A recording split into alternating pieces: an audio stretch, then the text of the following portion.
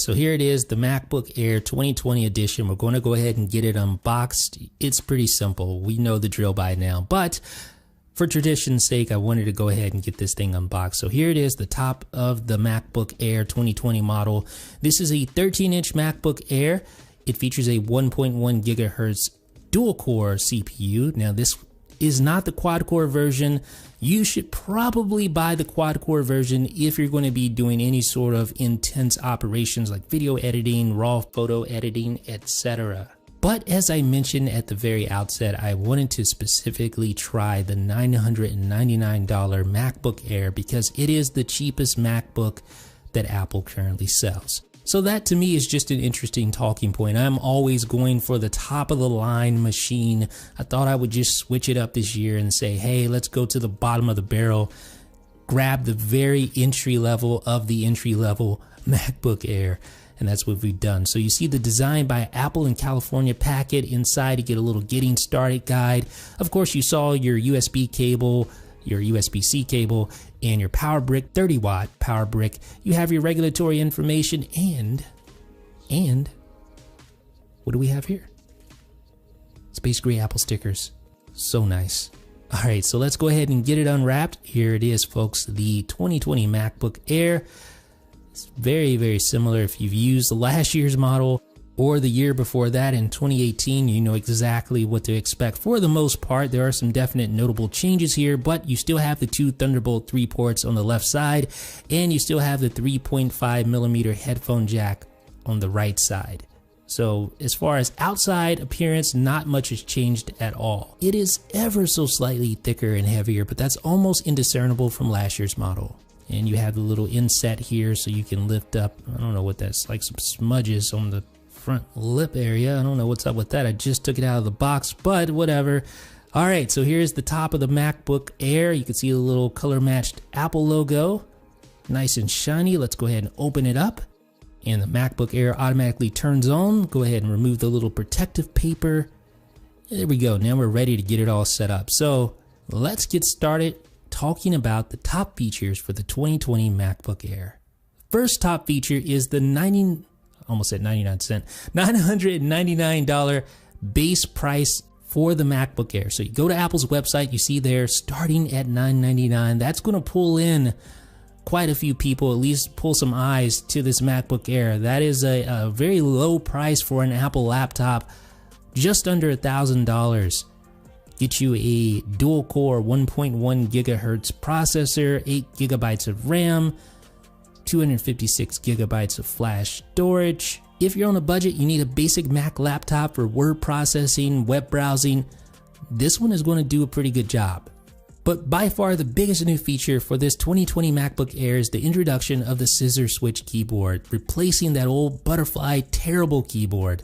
So the great thing about the scissor switch keyboard is that it has great key travel.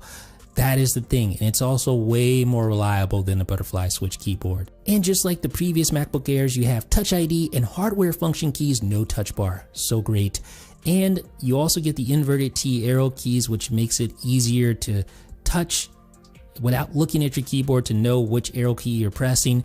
Of course, all of this came with the 2016 MacBook Pro as well. But now this same keyboard has migrated down market to the MacBook Air, and it's just such a pleasure to type on. The keys are spaced a little further apart. If you were frustrated by the previous MacBook Air keyboard, then this one is going to make you really happy. It truly is a night and day experience when comparing the two. I tried to type on my 13-inch MacBook Pro from 2019 and compared it to this, and it was just no contest. I would take this keyboard 10 out of 10 times. One of the really cool features of the 2020 MacBook Air is that Apple doubled the entry-level storage. So no longer does it start with just 128 gigabytes of flash storage. No, they actually dropped the price on the base model from $1099 to $999 and then doubled the storage from 128 to 256. I've always felt like 128 gigabytes of storage was way too little, even for the most basic users, but having 256 gigabytes of storage is actually quite nice. So with my previous MacBook Airs, I always got used to carrying around this guy right here. This is a SanDisk Extreme Portable SSD. Great little portable drive. But But now Apple has doubled the max amount of storage you can configure on your MacBook Air. So it used to be just 1 terabyte, now you can configure up to 2 terabytes, which is quite a lot of storage. Even if you're editing high quality video, with 2 terabytes you could probably manage to do so without toting around a portable SSD. For the first time since the MacBook Air got its Retina display, you can now select between multiple CPU configurations. Previously you only had one choice, now you have 3 choices. A 1.1 GHz dual core, a 1.1 GHz quad core i5, and a 1.2 GHz quad core i7. These are all 10th generation Intel processors. They all support hyper-threading, but the entry-level CPU is just a dual core processor, whereas the mid-tier and the highest-end CPU configs are quad core processors. So of course I have the dual core. You can see the single core score is actually decent, 987, but the multi-core, wow. That's gonna hurt when you're editing video or trying to edit video in Final Cut Pro 10 or doing anything else that takes advantage of multi-core. With that being said, single core is actually pretty decent. Games are gonna play fairly well for the most part. Although for more intense games, you may have some struggles with that integrated Intel Iris Plus GPU. But the great thing about having Thunderbolt 3 built in is that you can always connect an external GPU if you need the extra graphics power. But I was actually pretty surprised at how well this thing performed gaming wise. Most of the Apple Arcade games I played pretty decently. Frame rates weren't horrible. If you're just a casual gamer, you want to play games occasionally on your MacBook Air, this is going to be perfectly fine as long as you set your expectations accordingly. With all that being said, you do get better single core performance when compared to the 2019 MacBook Pro entry-level model, so there's that. But to be honest, I probably wouldn't even recommend trying to edit video on the entry-level MacBook Air. It's probably just going to frustrate you.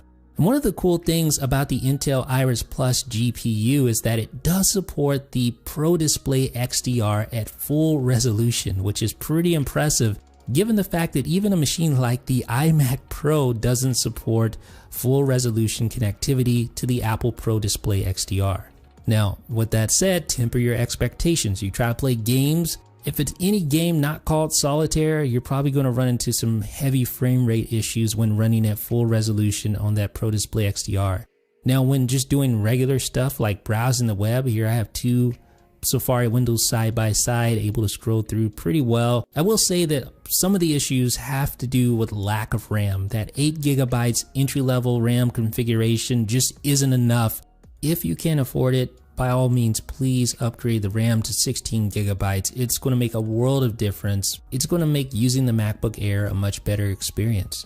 Now that being said, Apple is using faster, more power-friendly memory in the MacBook Air 2020 edition. They're using 3733 MHz low-power DDR4X memory. So not only is the memory faster than the previous edition MacBook Air, and when you consider that memory can have a huge effect on battery life of a laptop, it makes sense that Apple will look for every advantage it can when it comes to memory and using the most power-friendly memory that they can. And even with that, this MacBook Air actually gets 1 hour less battery life than its predecessor. This one's rated at 11 hours of wireless web browsing, while the previous model was at 12 hours.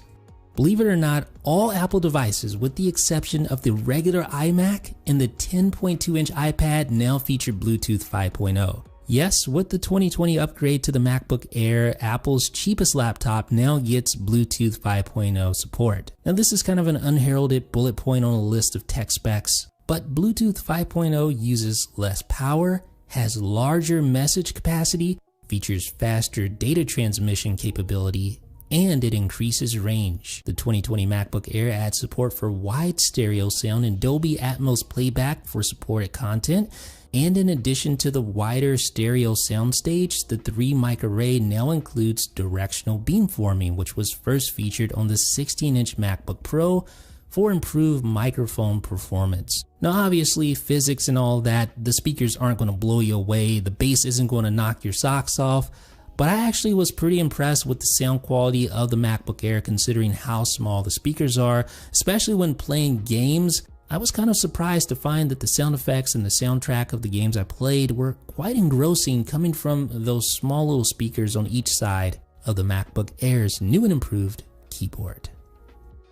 So the MacBook Air 2020 entry-level edition with the dual-core CPU. No, this is not the machine you want to purchase if you plan on editing video, editing raw photos, things like that. But if you're just doing basic stuff, you're writing, you're browsing the web, and if push comes to shove, yes, you can edit videos technically on this machine, but I definitely don't recommend it. If you want to do that, get at least the quad-core model with 16 gigabytes of RAM. You're going to be a lot more happier that way, just trust me on that one.